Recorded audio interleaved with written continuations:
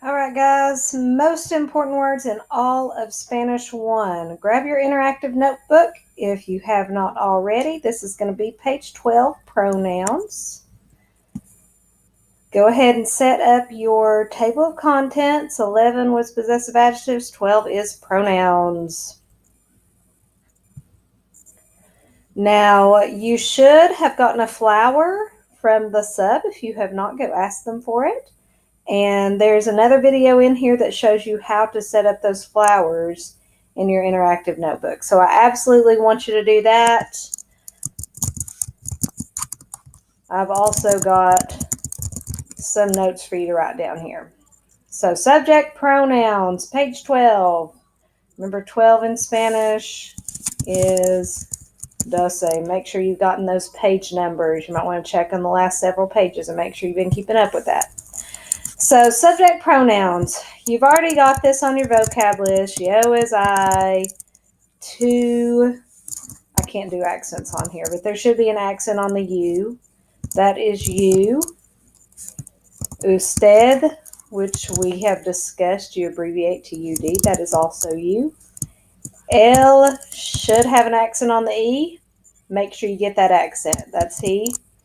And AI is she. These are all singular pronouns. They are one person. I want you to put, you really don't have to write these down in your interactive notebook because that's what you're doing with the flower. But I do want you to put some notes in there. I want you to write that to and usted both mean you, and the difference we have talked about before. To is informal and usted is formal. So for to, you use that with people you're on a first name basis with. Usted, that's people you call Mr. or Mrs., or people you just don't know. So write that down. To is informal, usted is formal. You may even want to add that extra note about what that means. On the right-hand column, you have got your plural pronouns. And the order here is important because when we learn verbs, which you will start doing tomorrow, just knowing them in this order really helps.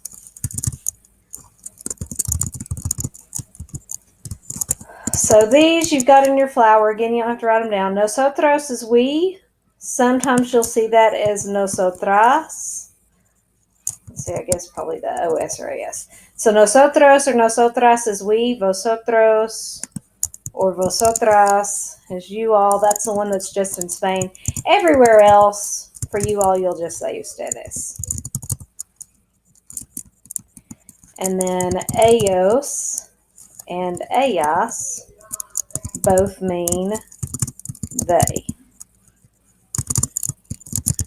So this is the stuff that you've already got in your flowers. Notes-wise, just write a note that vosotros is only used in Spain. If you're in Spain, vosotros is informal and ustedes is formal. So what that means is that if you've got a group of people who you call them all by their first name, but they're together, so you're saying you all, you're going to go with vosotros. If you've got a group of people who you would not call by their first name, Mr., Mrs., whatever, you're going to call them ustedes to say you all.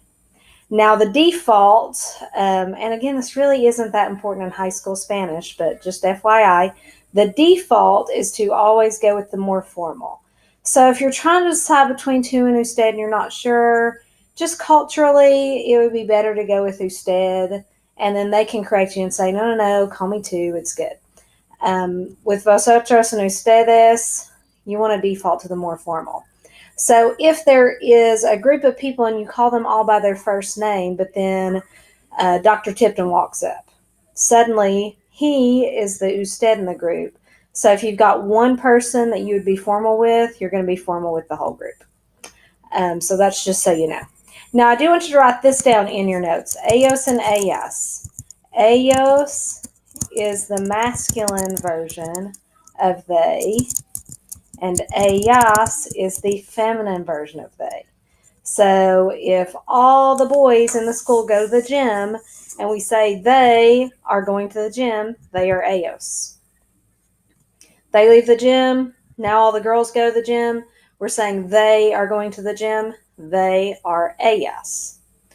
Now, the odd thing here is, okay, well, what if it's just a lot of people are going to the gym and it's just kind of random they, some are boys and some are girls.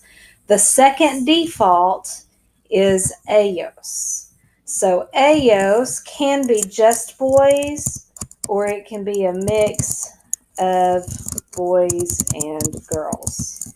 So that's important to understand. And you can view that in one of two ways. If you're a guy, you're saying, yeah, go guys. If you're a girl, you can say, well, I guess one guy pollutes the whole group. So either way you want to think about it, just know if there's one boy in the group, it's going to be Eos. It could be the entire population of females on Earth. They are Eos.